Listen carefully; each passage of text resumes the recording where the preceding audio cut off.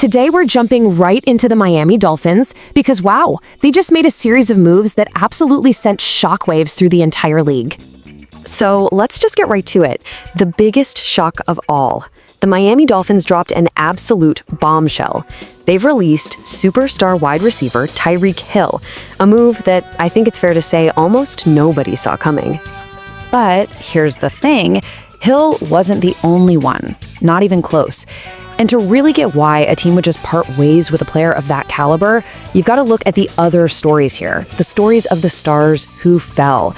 It's a tale of massive contracts, absolutely devastating injuries, and yeah, the brutal business of pro football. I mean, it all started with so much promise, right? You remember when Tyreek Hill got traded from Kansas City? Miami didn't even hesitate. They immediately signed him to this massive 4-year, $120 million extension. He was going to be the guy, the centerpiece of their offense for years. And for a while there, man, he was worth every single penny. He was, without a doubt, the most productive receiver in the league, putting up back-to-back seasons with over 1,700 yards. He was just electric. But then 2025 happened, a devastating ACL tear that just cut his season and, as it turns out, his entire time in Miami short. And this right here, this just sums up the brutal reality of the NFL. One moment, you are literally on top of the world, putting up historic numbers. And the next, you're facing a career-altering injury. That's the gamble every single team and every single player takes. Okay, so let's turn to the other side of the ball now. And the other big name in all this, linebacker Bradley Chubb. Another massive investment. Another guy who was supposed to be a cornerstone of this team. And now, just like that, he's gone too. And just like Hill, Chubb was a huge investment.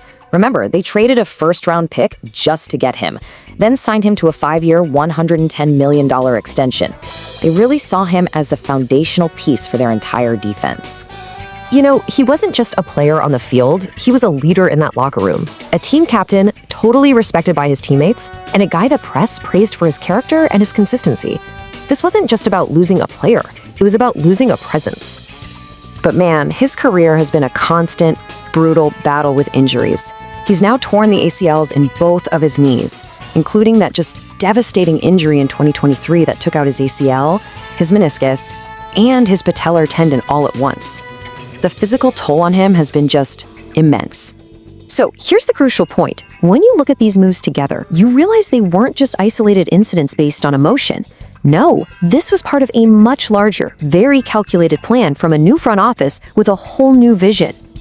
Along with Hill and Chubb, the Dolphins also released offensive lineman James Daniels, who, believe it or not, suffered his own season-ending injury just 3 snaps into his Dolphins career, and wide receiver Nick Westbrook-Ikhine. This was a total clean sweep. And these moves, they signal a clear new direction under the first-year general manager, Jon-Eric Sullivan. He's putting his stamp on this roster, and he's not afraid to tear it down to rebuild it in his own image. And the goal of all this pain?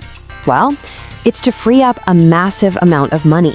We're talking about clearing up to $30 million in salary cap space for the 2026 season. For a GM, that's not just money. That's a war chest for a complete rebuild. So with all this rebuilding, right, with cornerstones of the offense and the defense now gone, there's one enormous question that's just hanging over the entire franchise. It's the one piece they haven't touched, at least not yet. Yeah, what is going to happen with quarterback Tua Tagovailoa, the guy who was given the largest contract in the history of the entire franchise? Now, what's so wild about this slide is just the sheer scale of the problem. You see that contract, over $212 million, but then you look at the performance. He was benched last season after throwing a career-high 15 interceptions. Simply put, the production and the pay are not matching up. And that number right there, that is the elephant in the room. A $56 million cap hit for next season. With $54 million of that guaranteed, it puts the Dolphins in a very, very tough spot, both financially and strategically. The new GM has already said publicly that they're going to add competition to the quarterback room. So after cleaning house, after cutting ties with their biggest stars on offense and defense, you have to ask the final question. Is the face of the franchise the next one to go?